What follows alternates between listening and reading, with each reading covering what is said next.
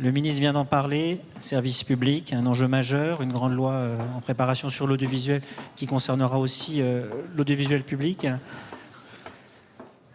Sans vouloir être juste provocateur, j'aimerais bien commencer par une question assez générale. Moi, je viens du monde de l'écrit, de la presse écrite. Dans la presse écrite, il n'y a pas de service public.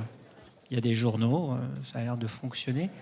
Selon vous, pourquoi est-ce que dans l'audiovisuel, il y a encore besoin aujourd'hui et il y aura encore besoin demain d'un service public? Est-ce qu'on aura encore besoin d'un service public dans le monde de l'audiovisuel? Si quelqu'un veut s'emparer du micro pour répondre, je crois que tout le monde pourra apporter sa réponse. Delphine ? Oui, bonjour à tous. Donc, je vais démarrer sur cette question essentielle, d'ailleurs, qui se pose, qui peut se poser effectivement en France, qui se pose en Europe. Souvenez-vous, les Suisses, il y a quelques mois de ça, en mars, ont voté pour garder en fait leur audiovisuel public. Moi, je pense que dans un monde où on voit que, d'une certaine façon, les démocraties sont quand même questionnées. Et d'ailleurs même en France, quand on interroge les jeunes, ils sont, j'ai plus le chiffre en tête, mais je crois 37% à considérer que la démocratie n'est pas forcément le meilleur système politique. Dans ce monde où il faut défendre la démocratie, eh bien avoir des services publics qui défendent les valeurs qui sont les leurs, c'est-à-dire l'indépendance. Et on pense souvent à l'indépendance vis-à-vis du politique, mais c'est pas ça la question aujourd'hui, c'est l'indépendance vis-à-vis des pouvoirs privés, la liberté, la capacité à porter le débat de la cité sur les écrans, mais aussi à la radio, de pouvoir favoriser l'investigation. Le ministre en a parlé et je pense que c'est à saluer. Effectivement, cette liberté qui est la nôtre aujourd'hui et dans beaucoup de pays en Europe, donc cette indépendance, elle est quand même caractéristique des services publics. Alors c'est pas la seule caractéristique, il y en a une autre qui me semble là aussi tout à fait particulière, c'est l'universalité.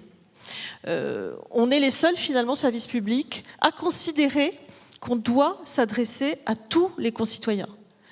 Si on prend un média privé qu'on connaît bien, comme Canal par exemple, je pense que Canal a une vocation universelle, mais enfin Canal pourrait décider de ne parler qu'à une frange de la population. Or nous, notre fierté, et d'ailleurs toute la difficulté aussi qui peut être la nôtre aujourd'hui, c'est de parler à chacun. Alors on sait que c'est pas facile, parce que les jeunes désertent les médias traditionnels. Donc il faut inventer des nouveaux formats, des nouveaux modes, des nouvelles façons de les atteindre et de leur parler. Mais c'est ça aussi qui fait une de nos spécificités. Donc indépendance, universalité, c'est deux valeurs en tout cas qui me semblent être totalement caractéristiques des services publics. Et enfin, pour finir, je ne ferai pas un long tunnel, il y a une autre évidence, mais il faut encore la rappeler. Dans ce monde où une partie de la valeur est captée par des médias mondialisés, eh bien, la pérennité de la ressource publique, le fait que les services publics sont, en réalité, viennent de l'impôt des concitoyens, et donc on a une forme de stabilité, alors qui peut être un peu à la baisse évidemment, mais enfin une prévisibilité de cette ressource, ça c'est un actif absolument considérable qui nous permet de remplir nos missions et qui est là aussi très, très particulier au service public. Sybille, et après Laurent. Alors, dans le service public, les deux termes sont importants, à la fois service et les publics. Et je partage tout à fait ce qui vient d'être dit sur le fait que nous diffusons au travers de nos programmes les valeurs du service public, qui sont des valeurs d'émancipation, des valeurs qui ont une dimension universelle et qui reflètent les valeurs démocratiques.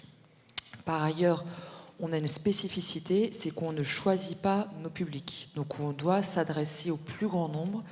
Ça veut dire pour ça ne pas mettre de barrières tarifaires. Ça veut dire aussi chercher à être concernant pour toutes les catégories de publics. Et pour ça, ça veut dire qu'on ne choisit pas la cible qui est souhaitée par les annonceurs, mais qu'on essaie d'intégrer, d'intéresser les plus jeunes, d'intéresser des catégories qui ne sont pas les catégories solvables visées par les annonceurs, de traiter des thématiques comme celle de la proximité, autant de sujets qui ne peuvent pas forcément être créés, enfin être en tout cas adressés par d'autres types de médias. Enfin, on a une vraie question qui est le fait que nous sommes financés par la redevance audiovisuelle publique et que donc nous appartenons au public. Et ça nous crée des obligations. Ces obligations sont des obligations de transparence très importantes, de réactivité et d'innovation pour répondre aussi aux attentes des publics. Et enfin, une obligation d'écoute des publics. Et à ce titre, on a lancé avec Delphine Ernotte, justement à la rentrée, une plateforme Ma Télé, Ma Radio Demain pour justement être à l'écoute des publics et être en capacité, en les écoutant, de mieux comprendre leurs attentes et mieux comprendre comment leur apporter des services à encore plus forte valeur ajoutée pour, dans les différentes offres de contenu, d'information, de culture, contenu de proximité. Laurent, sur l'utilité du service public quand on est à la tête de l'INA. Vous soulignez à juste titre qu'au fond, l'existence d'un média public dans l'audiovisuel est une différence avec la presse écrite. Bon, c'est aussi, je le dis, parce que bien sûr, je rejoins ce que Delphine et Sybille ont dit sur tout ce qui était de l'ordre des valeurs de transparence, d'universalité, d'indépendance. Il y a aussi quand même, notamment pour le média, enfin, j'ai l'impression de faire ton rôle, mais il y a quand même un rôle très important à la fois d'exposition et aussi de financement de la création, parce qu'un média... Les médias audiovisuels ne sont pas que des médias d'information, hein. Ils sont beaucoup des médias d'information, et le ministre vient d'en parler, mais ils sont aussi des médias qui proposent une offre globale à leur public, et notamment de création audiovisuelle, radiophonique, et pour ça, évidemment, c'est un rôle absolument essentiel et qui différencie peut-être l'audiovisuel de la presse écrite. Et puis j'ajouterais aussi peut-être qu'une autre caractéristique, et quelque chose qui peut-être le différencie et qui justifie son existence dans l'écosystème audiovisuel, c'est que c'est un média qui a et qui doit avoir sans doute plus que d'autres des médias privés, audiovisuels, de la mémoire, hein, et qui essaye, alors évidemment, à l'INA, c'est vous l'aurez compris, on essaye d'être au cœur de ce rôle-là à l'INA. Et une mémoire, ça ne peut pas simplement pour la garder, l'accumuler, mais parce que je crois que plus que jamais, face à tous les phénomènes d'ailleurs qui ont été décrits par Franck Riester tout à l'heure en matière d'information, la mémoire, c'est important à la fois pour décrypter, comprendre le présent, et puis pour préparer l'avenir. Et c'est aussi pour ça que... Ça, dans le même ordre d'idée, je crois que c'est très important aussi que le média public il ait cette capacité un peu réflexive de se regarder lui-même au sein de son écosystème et d'être innovant dans la façon dont il analyse les éventuelles dérives de son écosystème à travers, à l'INA, c'est ce qu'on essaye évidemment de faire à travers nos départements de recherche et par exemple sur les fausses nouvelles, il a été dit à quel point avec France Info, avec les agences de décryptage, de vérification, l'onglet qu'on a créé ensemble sur France Info juste avant l'été, on essaye aussi de participer de cette démarche. Aurore, à l'Assemblée nationale, est-ce qu'on a un débat sur est-ce qu'il y a encore besoin d'un audiovisuel public ou est-ce que la question c'est comment est-ce qu'on le fait évoluer ? Alors il y a peut-être les deux. Déjà, c'est important de rappeler que l'audiovisuel public est un service public et on y reviendra peut-être aussi derrière sur ses modalités de financement parce que s'il appartient à tous, il est peut-être aussi légitime que tous y contribuent. C'est un des débats que l'on va avoir. Et comme tout service public, en fait, il est là pour garantir ce qui ne serait pas garanti par le libre jeu du marché, tout simplement. Ce qui ne veut pas dire que le secteur privé n'est pas en capacité, évidemment, de permettre la création ou l'information, mais tout simplement, sans le service public audiovisuel, un certain nombre de bienfaits n'existeraient pas. Et je pense que c'est essentiel d'arriver déjà à le poser comme préalable. Et donc, l'importance, évidemment, de maintenir ce service public. Et moi, je pense qu'il faut surtout insister, au-delà, évidemment, de ce qui a été dit et que je partage, sur la question de la création. On le voit pour tous les acteurs, que ce soit les acteurs publics, les acteurs privés aujourd'hui. Eh bien, le contenu qualitatif, c'est celui qui porte la croissance. C'est assez inédit. C'est même probablement historique de voir à quel point c'est le contenu qui permet l'émergence de la croissance. Et c'est là où on voit évidemment l'apport du service public par rapport à ce que le libre jeu du marché pourrait faire. Parce que ça veut dire que quel que soit le contexte technologique, économique ou politique, on garantit par la force du service public que la création existe et qu'elle soit complètement libre et indépendante. Et ça, je pense que personne d'autre que le service public ne permettrait de le garantir. Ce qui ne veut pas dire qu'il ne faille pas évidemment le moderniser, et c'est ce que les acteurs eux-mêmes ont commencé à faire. Vous venez de mentionner France Info, je pense que c'est l'un des meilleurs exemples de la capacité des différents acteurs de l'audiovisuel public à travailler ensemble et à faire émerger de nouveaux types de contenus, de nouvelles sources d'informations, de manière et pertinence d'informer les publics. Et puis évidemment, il faut aller plus loin dans cette modernisation, encore une fois, tout en maintenant l'idée que c'est un service public et que rien ne doit pouvoir le renier. Alors il faut moderniser, ça veut dire que chacun d'entre vous, quand vous regardez l'entreprise publique que vous dirigez, vous diriez que c'est quoi aujourd'hui votre principal défi dans le cadre de cette modernisation? C'est quoi le principal défi à Radio France, à l'INA, à France Télévisions? Alors, notre défi principal, c'est face à l'émergence de nouveaux acteurs, donc il y a la concurrence d'usage qui évolue, continuer de capter l'attention du public. Et pour ça, on le fait à la fois avec un travail éditorial, en travaillant sur les contenus, de nouvelles formes d'écriture. On a aussi un travail important sur tout ce qui est diffusion, distribution, puisque les nouveaux acteurs se positionnent en intermédiaire entre nos contenus et nos publics. Donc il faut qu'on soit en capacité de garder un lien avec le public, ne serait-ce que parce que c'est ce lien aussi qui nous permet de comprendre comment le public réagit à nos contenus. Et pour ça, ça veut dire aussi transformer nos manières de travailler, nos métiers. Et ça, c'est sans doute l'un des défis les plus profonds. C'est-à-dire qu'aujourd'hui, on produit des contenus, en tout cas à Radio France, on produit des contenus nouveaux pour pouvoir répondre aux nouveaux formats, aux nouvelles écritures qui sont ceux du numérique. Mais pour le faire, il faut aussi qu'on fasse évoluer l'organisation, l'ensemble des métiers et qu'on devienne une entreprise apprenante. Il nous faut pour ça, on essaie d'être le plus agile pour pouvoir transformer ça, tous ces métiers, apprendre de comment un petit peu d'image peut permettre de faire venir vers les sons les auditeurs, notamment les plus jeunes, comprendre comment certains textes peuvent permettre de mieux faire indexer nos contenus sur les moteurs de recherche.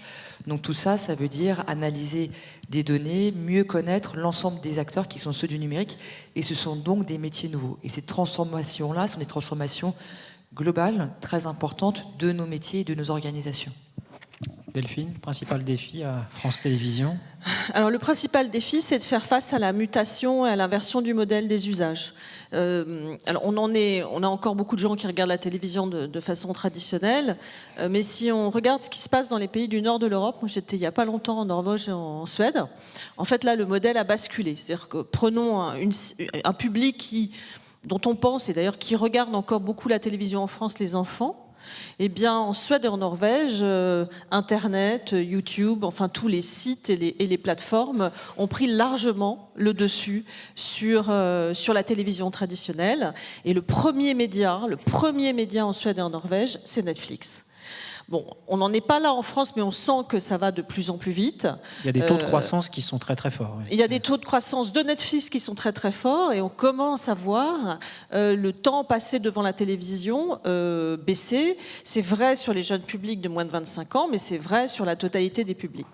Donc, pour résumer extrêmement simplement quelle est la mutation qu'on doit faire, c'est aujourd'hui, France Télévisions est le premier groupe audiovisuel français, le premier groupe de télé. On a un peu de radio outre-mer, mais premier groupe de télé. Et notre enjeu demain, c'est de devenir le premier média numérique, faire de France.tv la première plateforme numérique en France. Laurent, le principal défi dans à l'INA? Écoutez, je pourrais essayer de les résumer en 3 défis, mais au fond qui sont au service du même. D'abord, en effet, c'est l'idée qu'il faut qu'on démultiplie les formats, les propositions éditoriales, en les adaptant, voire même en anticipant les usages qui changent très vite. Et pour le faire, il faut, comme l'a dit Sybille, on a, à l'INA en particulier, mais tous ensemble, une somme de données absolument incroyable, et comment on va devoir toujours mieux apprendre. Alors, avec les 80 pétaoctets de contenu qu'on gère à l'INA, évidemment, on a un peu d'expérience, mais comment on va utiliser ces données pour que justement toutes ces propositions éditoriales nouvelles, elles arrivent jusqu'au public à qui on les destine, puisque en vertu de ce principe d'universalité, il faut qu'on puisse les toucher tous. Voilà, ça c'était le premier point. Le deuxième, c'est sans doute, il rejoint celui que j'évoquais tout à l'heure, il est très propre à l'INA, c'est toujours mieux, c'est ce qu'on a commencé à faire en collaboration avec nos partenaires autour de France Info, qu'on fait sur INA.fr, c'est comment utiliser plus que jamais les archives, cette somme incroyable de contenu, pour donner de la profondeur de champ, du recul, et offrir une sorte de contrepoint à ce qui est notamment en matière d'information, cette tendance forte à, le mot est peut-être un peu exagéré, mais enfin une espèce de tyrannie, de dictature de l'immédiateté qui fait que chaque événement se Prenons un peu de recul autre. de temps en temps. Voilà, et ça, je crois que c'est une des façons de mieux comprendre le monde qui nous entoure. Et puis le troisième point, je crois en effet, Sybille et Delphine l'ont dit, c'est qu'il y a un enjeu de transformation des entreprises, des métiers, et l'INA qui depuis sa création, a un pôle de formation qui fut celui de l'audiovisuel public tout entier, et va jouer un peu ce rôle à nouveau à travers une forme d'université du service public, d'accompagner cette transformation des métiers, et aussi peut-être la création d'un esprit d'entreprise au pluriel, mais commun un peu au secteur audiovisuel public. Voilà un peu nos 3 défis. Du point de vue du législateur, c'est quoi quand on regarde l'audiovisuel public dans son ensemble, on se dit c'est quoi le principal défi auquel cet ensemble, qui en fait est constitué d'entités différentes, mais collectivement, quel est le défi auquel ils doivent faire face ?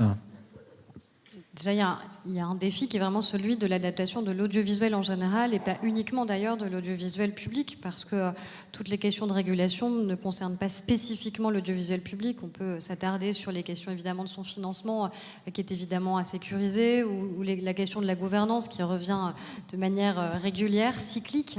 Mais je pense que d'abord, on a la question de l'adaptation de notre régulation. C'est un sujet sur lequel on a beaucoup travaillé, nous, à l'Assemblée nationale. La loi de 86, notamment, qui régule notre audiovisuel, qui a été largement, régulièrement modifiée, amendée. Alors, quelque part, elle a une forme de plasticité, parce qu'on a réussi à l'adapter. Et en même temps, il y a aussi un certain nombre d'adaptations. Ouais, depuis 1986, il y a eu quelques innovations comme Internet, la TNT, quelques évolutions dans le paysage audiovisuel. La loi a réussi progressivement, par des adaptations successives, à s'adapter à ces nouvelles contraintes ou à ces nouvelles opportunités. Mais le sujet, c'est à la fois... On parle souvent d'obsolescence programmée. Et je pense que là, typiquement, on a potentiellement le risque d'avoir une obsolescence programmée de la loi aussi. Parce que si, dans la future loi audiovisuelle qui sera présentée, débattue en 2019, la difficulté, c'est comment on arrive à anticiper des changements technologiques qu'on ne connaît pas encore, et comment on fait en sorte que la loi nouvelle ne devienne pas périmée dès sa promulgation et ne devienne pas une entrave nouvelle et supplémentaire pour nos entreprises audiovisuelles. Et c'est tout le défi, c'est à la fois comment on arrive, pour les nouveaux entrants, à les arrimer à notre régulation, parce qu'aujourd'hui on ne joue pas à armes égales et avec les mêmes règles du jeu, et ça évidemment on a un enjeu non seulement d'équité fiscale, mais d'équité en termes de régulation, et puis comment on arrive à moderniser notre régulation aujourd'hui pour qu'elle s'adapte et qu'elle ne soit pas une contrainte. Si on part du principe qu'on va ériger des lignes Maginot, les lignes Maginot, on sait qu'en général, on arrive assez vite à les contourner et qu'elles ne sont pas vraiment efficaces. Et donc être uniquement dans une logique défensive en se disant que c'est comme ça qu'on arrivera à protéger nos entreprises, qu'elles soient publiques ou privées, à mon avis, n'est pas la bonne posture à adopter. C'est de trouver un nouvel équilibre, arrimer les nouveaux entrants à nos enjeux de régulation pour qu'enfin ils contribuent non seulement fiscalement, socialement, mais aussi qu'ils contribuent au financement de la création, parce que les acteurs qui sont ici, eux, y contribuent, et largement. C'est la question aussi de la détention des droits. Peut-être que Delphine Ernotte y reviendra, mais c'est un enjeu majeur, c'est-à-dire qu'on doit pouvoir permettre à nos entreprises publiques de se constituer un patrimoine, parce que c'est le patrimoine de l'ensemble des Français, mais c'est un patrimoine qui progressivement leur échappe parce qu'on a un problème de détention des droits. Donc vous voyez, c'est tous ces enjeux-là et ces équilibres nouveaux qu'on doit réussir à résoudre, sans pour autant, encore une fois, être dans une forme d'obsolescence programmée, où dès que la loi sera votée, promulguée, elle sera déjà obsolète au regard des nouveaux enjeux technologiques. Alors Delphine Ernotte, vous participiez ce matin à une autre table ronde aux Échos avec d'autres groupes privés de l'audiovisuel, des chaînes de télé françaises, et effectivement le débat a tout de suite basculé sur la régulation, en disant qu'il y avait une régulation aujourd'hui qui était asymétrique. En gros, beaucoup de contraintes sur des acteurs historiques qui sont fiscalisés, qui sont encadrés en France, et des acteurs internationaux qui le sont peu. Quand vous regardez les acteurs publics que vous êtes, est-ce que vous aussi vous dites qu'il faut que l'évolution réglementaire, législative qui se présente là en 2019, est-ce que c'est un enjeu aussi important pour vous? C'est quoi les demandes de l'audiovisuel public? Quelles sont vos attentes en termes d'évolution de la réglementation? Alors, vous avez raison, et moi je rejoins tout à fait Aurore Berger sur le sujet de la répartition des droits et d'un juste équilibre. Je pense que ce n'est pas un enjeu majeur, c'est un enjeu absolument nécessaire. Et je dirais même plus, s'il n'y a pas une loi qui vient trouver un nouvel équilibre dans un monde qui a totalement changé depuis 89, eh bien nous ne serons même pas en mesure de faire la transformation telle qu'elle est attendue. Peut-être qu'il faut dire pourquoi, parce que c'est quoi la différence aujourd'hui quand on est France Télévisions ou Netflix en termes de droits? Je vais dire les choses très simplement. Aujourd'hui, en fait, quand on finance un programme, même quand on le finance à 110%, on a des droits temporaires qui sont des droits linéaires. Et on a un peu de droits numériques qui sont adjacents au linéaire. Donc tout est fabriqué dans un monde où la télé est linéaire. Mais demain, la télévision, ça ne va plus être des chaînes, ça va être en fait des offres qui vont avoir multiformes, mais des offres numériques. Et donc, il faut que les droits numériques deviennent des droits principaux. Et quand on dit ça, ça ne suffit pas. Il faut aussi que l'exclusivité soit préservée. Regardez, en ce moment, on diffuse 10%. Bon, c'est une fiction qui séduit là à peu près tout le monde, les jeunes, les moins jeunes. Bon, se dire qu'elle va être en même temps disponible sur une autre plateforme américaine, que les saisons précédentes sont disponibles sur Netflix, alors que cette série a été financée à 110% par de l'argent public, c'est quand même un comble. Donc il faut que la loi change ça. Oui, alors il faut que la loi change ça, je pense que c'est très important, il faut qu'on trouve un modèle qui respecte tout le monde. Donc moi je ne suis pas en train de dire inversons complètement les choses, donnons tous les droits aux diffuseurs et plus rien aux producteurs. Je pense qu'il faut qu'on trouve un nouvel équilibre entre créateurs, producteurs, diffuseurs, qui permettent, qui soit équilibré entre effectivement les droits des plateformes mondialisées et la manière dont elles les exercent, et puis les devoirs qui sont légitimes et dévolus au service public. Sur cette question de la production, alors Radio France c'est un peu différent parce qu'en fait l'essentiel de la production est fait à la maison. Vous fabriquez vous-même vos propres contenus et vous en restez, je ne sais pas, mais je crois souvent propriétaire. Donc j'imagine que ce n'est pas là-dessus que vous auriez des demandes. Sur quoi est-ce que vous auriez des demandes sur l'évolution de la législation qui encadre l'audiovisuel? C'est intéressant parce que ça me permet de mettre le doigt sur une différence majeure. Autant la télévision subit la concurrence de grands acteurs internationaux qui remontent la chaîne de contenu en distribuant puis en produisant, autant nous, on a une force, c'est que déjà notre modèle est plus low cost, donc il n'attire pas de grands acteurs internationaux. Donc on ne subit pas cette concurrence. Et surtout, on n'a pas cette problématique de droit, puisqu'à la fois, on produit et on diffuse. Donc nous, notre enjeu principal, c'est plutôt comment on intègre les nouveaux usages pour pouvoir nous assurer que ce qu'on produit, et quand on le diffuse, ça continue bien de toucher les publics. Donc c'est une différence vraiment qui est majeure entre nous et les médias qui sont des médias de télévision. Donc nous, en revanche, il y a un élément important, c'est de faire en sorte que les contenus que l'on a produits, quand on les retrouve après sur le numérique, sur des plateformes où ils sont entendus, mais ils sont également entendus sur nos outils à nous. Nous, ce qu'il faut, c'est qu'on s'assure que les publics viennent en priorité sur nos plateformes à nous, où ils peuvent écouter nos contenus et on peut garder ce lien avec nos publics. D'accord, c'est un premier enjeu qui est ça, c'est pas un enjeu réglementaire, ça dépend de vous. C'est pas un enjeu réglementaire, mais on n'a pas du tout cette problématique de que nous, la chaîne de droit, on la maîtrise, donc c'est pas quelque chose qui est un enjeu principal pour nous. Après, il y a de multiples sujets qui seront dans ce texte de loi, notamment sur la musique, sur des réglementations qui constitue une différence entre les acteurs nouveaux qui s'intègrent, qui sont des acteurs numériques, et les acteurs traditionnels qui ont été des acteurs autorisés parce qu'ils ont une fréquence, ils ont aussi un cahier des charges avec de multiples obligations. Il se trouve que nous, comme on a un service public, on ne contestera pas le fait d'avoir des quotas musicaux à respecter. Mais je sais que c'est un sujet qui intéresse beaucoup le secteur de la radio parce qu'il y a aujourd'hui deux poids, deux mesures entre les acteurs nouveaux et les acteurs traditionnels qui ont des obligations face aux droits de diffusion qu'ils détiennent. Voilà, donc il n'y a pas de quota sur 10 heures, quoi. Par exemple, bien sûr, tout à fait. Ça, c'est une forme de concurrence qui est très forte. Et donc, l'une des attentes qu'on peut avoir, c'est qu'il y a un rééquilibrage parce que ça crée des distorsions de concurrence très fortes entre les acteurs nouveaux et les acteurs traditionnels que nous sommes, qui essaient d'innover, de se moderniser, mais qui, pour ça, doivent pouvoir combattre à armes égales sur le numérique. Est-ce que pour l'INA, il y a un enjeu dans la prochaine loi sur l'audiovisuel ? Oui. Enfin, d'abord, je voudrais soutenir ce qu'a dit Delphine à l'instant sur la question des droits. Il se trouve que il y a en 2013, donc c'était dans l'univers dont on parle, c'était déjà il y a très très longtemps.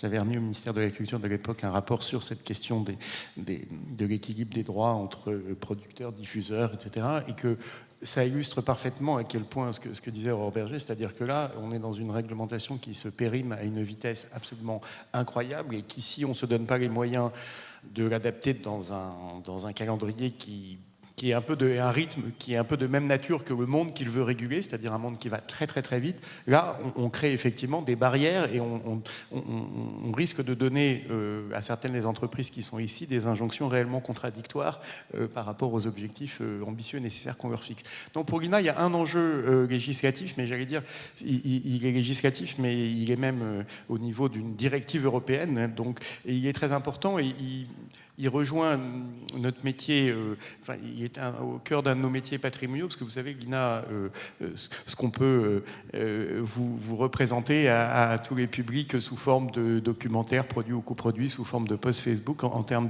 qui utilisent des archives, eh bien ça, ce sont les archives sur lesquelles on a des droits. Donc pour la faire courte, c'est essentiellement les archives du secteur public, du service public, et puis de certaines entreprises privées qui, comme TF1, continuent de nous confier la gestion et l'exploitation des extraits de leurs archives. Mais par ailleurs, l'INA, depuis près de 20 ans, est le dépositaire du dépôt légal de l'audiovisuel, c'est-à-dire que tous les jours, nous captons à peu près 165 chaînes, enfin toutes les chaînes de radio, de télévision en intégralité, 10 000 sites web médias, et ça, c'est consultable par des chercheurs, aussi par des journalistes, pour travailler sur des questions de sources. Vous êtes content que les coûts du stockage aient un peu baissé, quoi, j'imagine. Voilà. Alors les coûts du stockage ont baissé, ça et puis voilà, les coûts et le volume du stockage a beaucoup baissé. Les questions de pérennité des supports sont plus compliquées qu'on ne le croit, mais au fond, ce qui est incroyable, c'est que c'est vous tous ici qui avez financé cet effort de numérisation, y compris du passé, puisque ça représente aujourd'hui 18 millions d'heures, et c'est un investissement depuis près de 20 ans qui a représenté aujourd'hui plus de 160 millions d'euros. Eh bien aujourd'hui, la réglementation européenne, et traduite en droit français, fait que les journalistes, les chercheurs qui veulent aller consulter ces sources doivent se rendre dans un lieu physique qui est notre salle de l'INATEC à la BNF et qu'on ne peut pas consulter à distance parce que y a un vieux principe qui date quasiment de François Ier qui dit que le dépôt légal se consulte dans les emprises du dépositaire. Ça donc, pourrait pour des chercheurs finalement. de 25 ans, pour des journalistes, l'idée que pour voir des images qui bougent, des petites vidéos, des extraits, on ne peut pas se mettre en ligne. Alors, bien sûr, on peut le faire sur ina.fr, mais qui est déjà très riche, mais c'est 40 000 heures contre 18 millions d'heures. Donc là, il y a, je crois, puisque la France a su récemment, y compris sur des sujets de droits d'auteur très importants, jouer un rôle pour faire bouger le droit européen, je crois que ça, c'est un essentiel qui, au moins pour ce qui concerne le légal audiovisuel, la situation du livre mérite peut-être d'être traitée différemment, mais et à la fois un sujet d'usage, parce que on est au cœur du sujet des usages pour les usagers de ce dépôt légal que sont à nouveau les chercheurs et les journalistes, et puis on est aussi au cœur de à quoi ça sert d'avoir investi 160 millions d'euros d'argent public si c'est pour que on puisse pas y accéder largement et de façon conforme aux usages. Voilà. Pardon, c'est un peu technique, mais j'espère que vous percevez l'importance de cet enjeu. Ouais. Quand on parle de service public, on a souvent tendance en France à idéaliser le modèle britannique, la BBC. Et donc quand on se dit qu'il faut faire évoluer le service public français, c'est récurrent, on dit est-ce qu'il faut une BBC à la française? Aurore Berger sur ce point, et puis les uns et les autres, est-ce que c'est juste un cliché journalistique qui n'a pas de sens parce qu'il y a une réalité historique qui est différente, ou est-ce que ça pourrait quand même effectivement, à l'heure du défi face à des géants mondiaux et des défis technologiques majeurs, il faut effectivement se dire qu'il est temps de changer radicalement le modèle? Moi, je suis toujours étonnée par cette volonté forcément d'aller copier d'autres modèles là où on a su en inventer de solides. Et c'est le cas, je trouve, avec notre audiovisuel public. Il y a une forme de tentation quand même d'autoflagellation qui est assez importante. Donc on a le droit de vouloir se moderniser sans pour autant faire le copycat d'exemples étrangers. Moi, il y a un exemple que je cite à chaque fois parce qu'il me frappe quand on parle de la BBC, et je trouve que ça aussi un peu l'actionnaire, c'est-à-dire l'État face à ses responsabilités, aux injonctions contradictoires qu'il a souvent adressées vis-à-vis de l'audiovisuel public. C'est l'exemple de The Voice. Je prends parce que The Voice, ça a été porté par la BBC. Et je suis persuadée que si The Voice avait été porté en France par France Télévisions, il y aurait eu des cris d'orfraie considérant que c'était absolument pas le rôle du service public français que d'avoir ce type d'émission. Et c'est bien là justement où on voit aussi les contradictions qui existent par rapport à ce que l'on souhaite faire du service public audiovisuel français. Et c'est toute la difficulté dans laquelle on met à la fois ceux qui sont en responsabilité au sein des différentes entreprises et puis les politiques aussi qui parfois ne sont pas très au clair sur les objectifs à assigner au service public audiovisuel. C'est-à-dire ce que c'est arriver, comme le disait Sybille Veil, à parler à l'ensemble des publics évidemment, parce que la force du service public visuel, c'est justement d'avoir une politique de l'offre et pas une politique de la demande. C'est ça qui est à mon avis le plus différenciant en fait pour vous. C'est justement ça, c'est de ne pas être tenu par une politique de la demande. Pour autant, on vous demande quand même de vous justifier si jamais les audiences n'étaient pas si fortes. Donc il faut qu'on arrive à un moment à assumer de résoudre ces injonctions contradictoires qu'on a cessé d'assigner à l'audiovisuel public. Et je trouve que l'exemple de la BBC, à un moment, il faut arriver à s'en détacher définitivement, arrêter de dire qu'il faut faire des copycats avec des modèles étrangers, par contre valoriser ce qui est déjà enclenché, à savoir des coopérations qui existent avec d'autres audiovisuels. C'est le cas notamment avec France Télévisions, avec des coproductions qui vont exister au niveau européen. Je trouve que ça, c'est une chance. Ça veut dire qu'on est en capacité, la France est en capacité de dialoguer, de construire des nouveaux modèles avec des audiovisuels publics étrangers, mais on n'est pas forcément là pour les copier. Et en tout cas, moi, je pense qu'il ne faut pas que le futur projet audiovisuel soit de dire faisons un copier-coller, parce qu'à mon avis, ce ne serait pas pertinent et ce ne serait pas justifié. Delphine Ernotte. Oui, moi je voudrais juste avoir un petit témoignage parce qu'il se trouve que je m'apprête à prendre la vice-présidence de l'Union des télévisions publiques européennes avec comme président Tony Hall qui est le patron de la BBC. Donc on se parle beaucoup, au minimum une fois par semaine en ce moment, on échange sur tous nos sujets de l'UR mais pas que. Et je peux vous dire que toute BBC qu'il est, il a exactement les mêmes problèmes que nous. On lui parle donc, de l'audience de temps en temps. Je ne sais pas si c'est le modèle génial, mais enfin, ça ne résout pas l'enjeu. Ça ne résout pas l'enjeu qui est devant nous. Et d'ailleurs, s'il a souhaité s'investir, c'est pour deux raisons principales. Je le dis parce que c'est important. D'abord, je pense que la BBC n'a pas empêché le Brexit. Je crois que ça, c'est quelque chose, c'est comme une blessure très forte. Il y a eu énormément de fake news au moment de la campagne anti-Brexit, donc c'était pas une position politique, mais ils n'ont pas réussi à rétablir la vérité des choses à ce moment-là. Et ça, c'est quelque chose, voilà. Et donc, c'est presque un geste politique de vouloir rejoindre l'Union des télévisions publiques européennes. Et puis, c'est rejoindre la coopération. Nous, on a lancé le mouvement avec l'Allemagne, avec l'Italie, parce que c'était des pays comparables et qui ont exactement les mêmes problèmes que nous. Il n'est pas exclu que la BBC, à un moment, arrête de contractualiser avec Netflix et plutôt que Bodyguard, qui est une série formidable, se retrouve effectivement sur Netflix en dehors de la Grande-Bretagne, elle soit diffusée par les services publics européens. On est prêt à payer pour ça d'ailleurs, mais on pense que donc il y a une circulation, un co-investissement dans les œuvres qu'on a tous envie de porter, et c'est un peu le sens de notre engagement. Donc voilà, c'est ça que je voulais dire. Je ne sais pas si ce débat-là, il n'est pas un peu, en effet, comme le dit Aurore, un peu obsolète, quoi. C'est pas le sujet de dans 15 ans, quoi. Voilà. Sybille. La BBC, moi j'étais il y a une dizaine de jours, j'ai discuté aussi pas mal avec Tony Hall, et ce qu'on voit fondamentalement, c'est quand même une différence très forte de moyens et de concurrence. La BBC, c'est un budget de 5,7 milliards d'euros.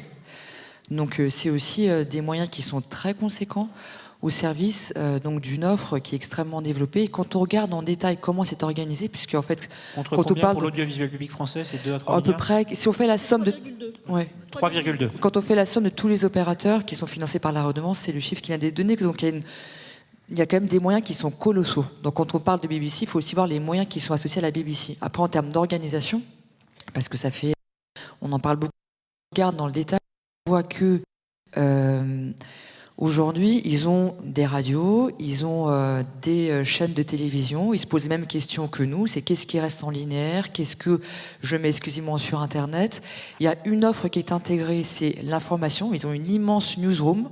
Quand on arrive dans leur bâtiment, c'est très impressionnant. Il y a une grande salle qui rassemble toutes les rédactions de radio, de télévision, de numérique et aussi tout ce qui fait l'offre mondiale de la BBC, donc toute l'offre internationale. Donc ça, c'est intégré.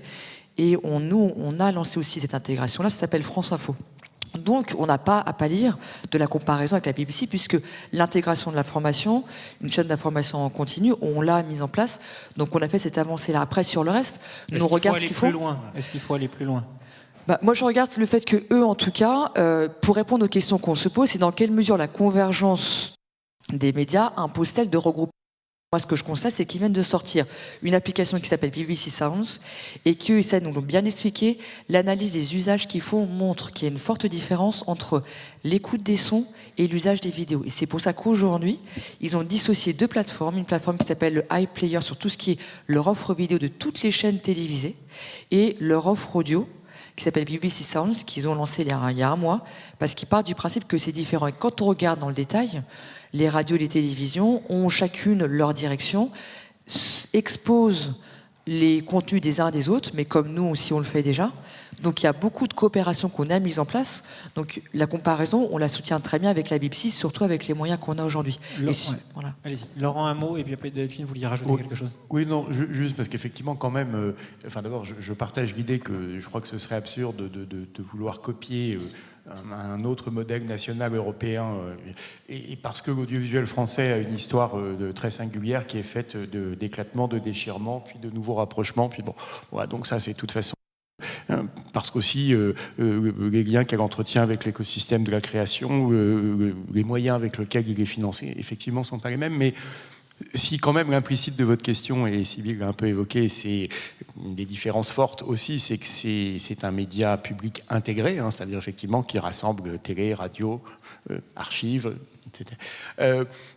Ce qu'on peut dire en tout cas, sans préjuger de l'avenir, parce que ça, voilà, c'est au fond à l'actionnaire de tracer ces esquisses, aux législateurs de s'en saisir et puis aux entreprises bien sûr d'essayer de plaider pour le modèle qu'elles jugent le plus pertinent, mais que quand même tout ce qu'on a trouvé dans les coopérations communes qu'on a mises en place depuis 3 ans, hein, que ce soit France Info, on en a déjà beaucoup parlé, que ce soit le média social de la culture qu'on lancera demain matin au centre Georges Pompidou, on y a trouvé tous beaucoup d'enrichissement collectivement et individuellement pour les entreprises. Donc voilà, c'est déjà une première réponse à votre question. Delphine. Oui, moi je pense qu'il y a néanmoins un sujet qui est absolument majeur et dans cet océan numérique, c'est comme un nouvel espace, on serait des toutes petites planètes perdues dans un grand univers. Il y a un sujet qui est central, ce sont quand même les marques. Et si on veut exister dans l'univers numérique, il faut qu'on ait peu de marques très puissantes. C'est pour ça d'ailleurs que sur France Info, on s'est tous regroupés sous un seul pavillon, qui est France Info.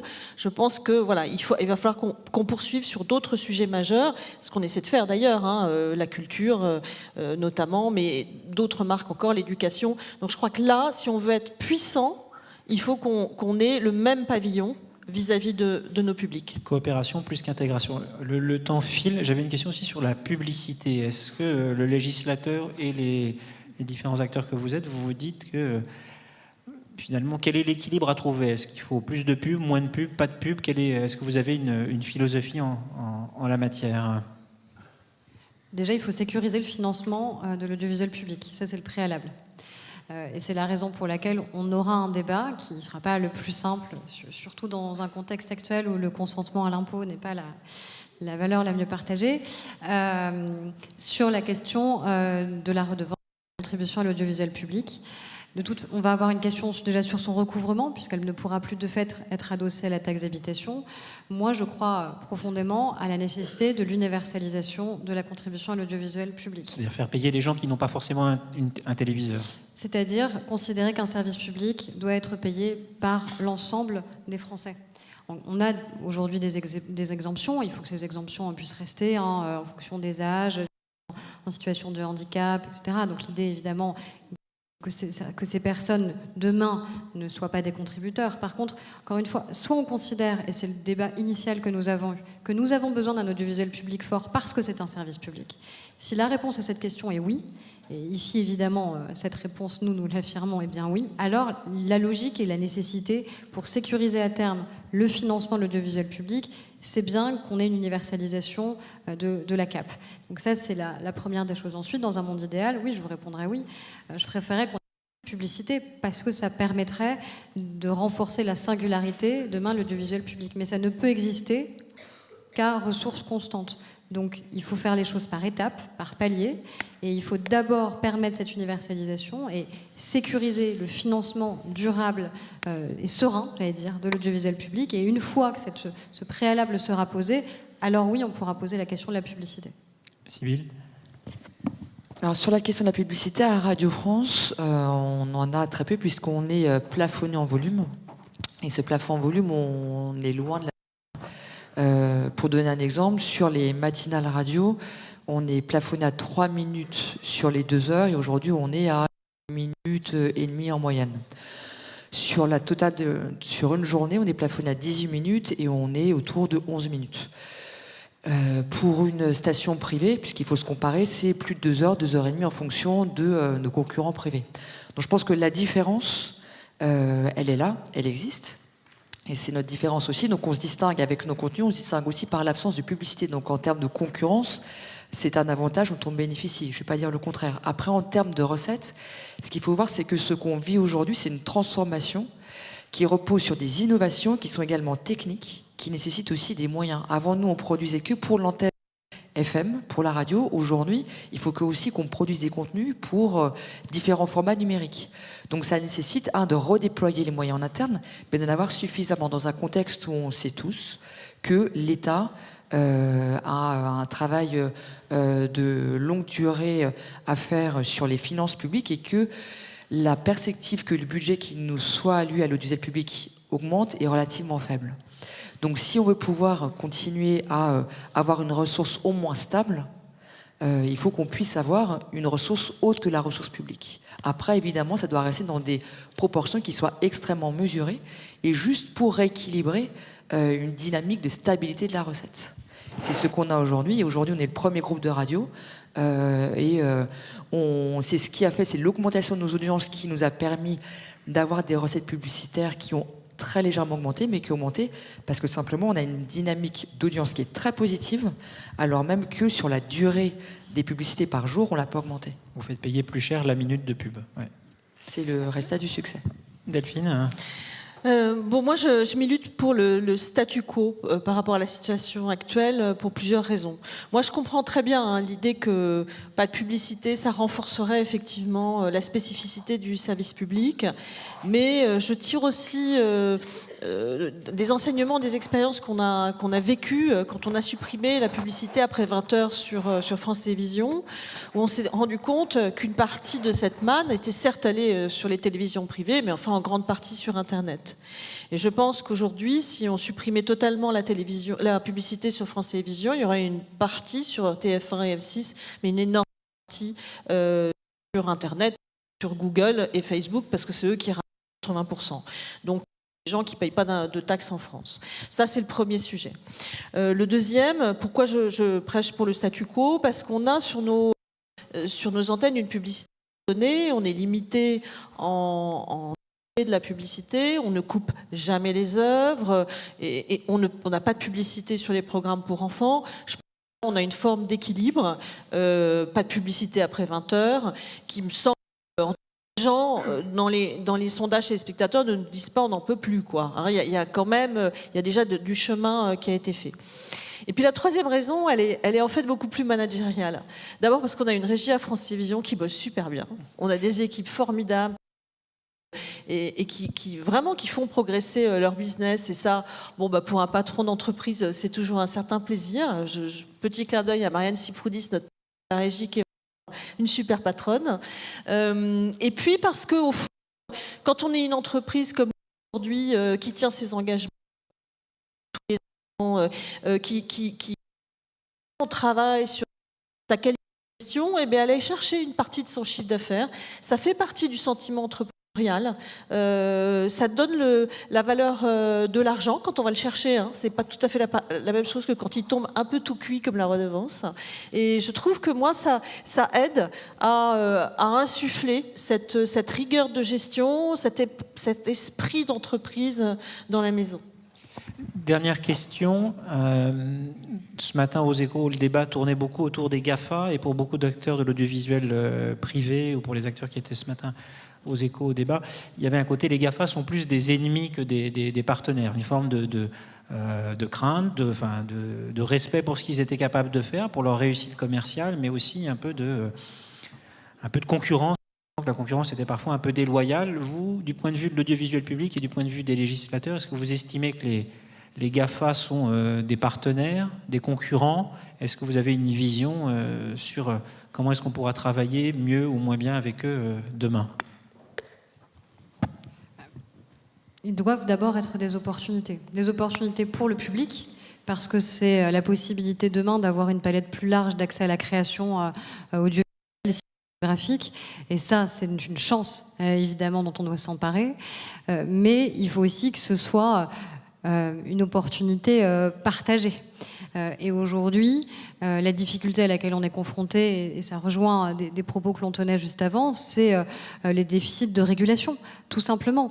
C'est-à-dire, Netflix était en déplacement en France là, récemment, je les ai rencontrés, avec une connaissance relative, on va dire, de notre législation aujourd'hui, étonnés qu'on puisse demain avoir avec la transposition de la directive SMA des obligations de financement de la création, y compris préférerait ne financer la production par exemple.